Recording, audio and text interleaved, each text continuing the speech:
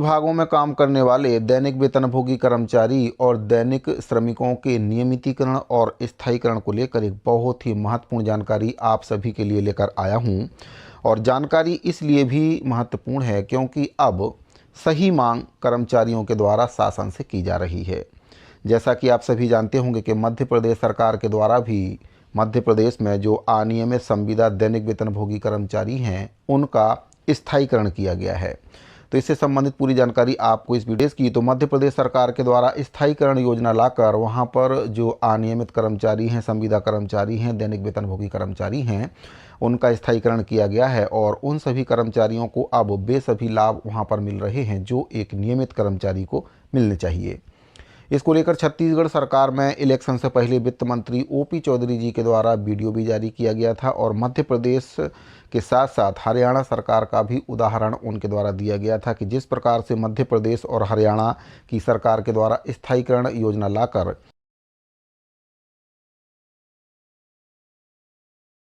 संविदा और दैनिक वेतनभोगी कर्मचारियों का स्थायीकरण किया गया है,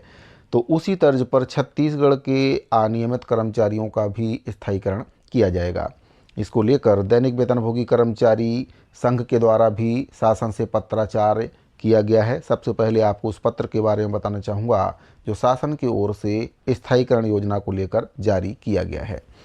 तो साथियों, आप देख सकते हैं ये जो पत्र है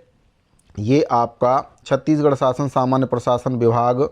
मंत्रालय महानदी भवन नवा रायपुर से जारी हुआ है, जिसमें प्रति है भार साधक सचिव छत्तीसगढ़ शासन सामान्य प्रशासन विभाग मंत्रालय नवा रायपुर और विषय है छत्तीसगढ़ के समस्त विभागों के कार्यरत दैनिक वेतनभोगी कर्मचारियों के लिए स्थायीकरण नियमितीकरण योजना लागू करने बाबत।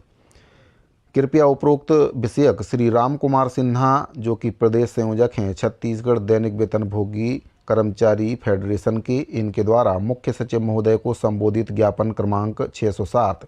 दिनांक है 10/12/2025 की प्रति संलग्न है। और दूसरे बिंदु पर इसमें कहा गया है कि निर्देशानुसार उक्त ज्ञापन उल्लेखित विषय का संबंध सामान्य प्रशासन विभाग से होने के कारण नियमानुसार आवश्यक कार्यवाही कर की गई कार्यवाही से संबंधित को अवगत कराने का कष्ट करें। हेमंत कुमार पांडे जो अवर सचिव हैं छत्तीसगढ़ शासन के, उनके द्वारा ये पत्र जारी किया गया है। तो छत्तीसगढ़ के जो दैनिक वेतनभोगी कर्मचारी हैं, दैनिक श्रमिक हैं, अब शासन से वे मध्य प्रदेश जैसे राज्य में जो स्थायीकरण योजना वहाँ पर लागू की गई है उसी तर्ज पर छत्तीसगढ़ में भी स्थायीकरण योजना नियमितीकरण योजना लागू करने की जो सही मांग है वह शासन से कर रहे हैं। कर्मचारियों को ये मांग सबसे पहले करनी चाहिए थी, लेकिन कर्मचारी कहीं ना कहीं जो दूसरी मांगें हैं वे शासन से लगातार कर रहे थे, जो मांग शासन पूरी कर पाने में भी कहीं ना कहीं अपने आप को असमर्थ। सरकार के द्वारा भी वैसे ही 4 कानून या वहाँ पर जो योजना लागू की गई है उसको 4 नियम जो वहाँ पर बनाए गए हैं, अगर छत्तीसगढ़ सरकार के द्वारा भी वैसे ही 4 नियम बना दिए जाते हैं तो फिर कभी भी छत्तीसगढ़ के अनियमित कर्मचारियों का स्थायीकरण हो पाना संभव नहीं होगा। इसीलिए कर्मचारियों को ज़्यादा से ज़्यादा स्थायीकरण के लिए कोर्ट केस करना होगा और अपनी नौकरी को सुरक्षित करना होगा। 260 दिन औद्योगिक अधिनियम के अंतर्गत कर्मचारी चाहें तो केस कर सकते हैं और अपनी नौकरी को बचा सकते हैं। इससे पहले कि छत्तीसगढ़ सरकार के द्वारा भी मध्य प्रदेश की तर्ज पर जो 4 नए नियम वहां बनाए हैं वैसे ही नियम छत्तीसगढ़ सरकार के द्वारा भी यहां पर बना दिए जाए, क्योंकि जब सरकार को कर्मचारियों का नियमितीकरण स्थायीकरण नहीं करना होगा तो मध्य प्रदेश के जैसे ही जो नियम हैं यहाँ पर भी बना दिए जाएंगे और जो कर्मचारी अनियमित हैं वे आजीवन अनियमित ही रह जाएंगे। इससे पहले कि नियम यहाँ पर लागू हों, कोर्ट केस करके अपनी नौकरी को सुरक्षित कर लें।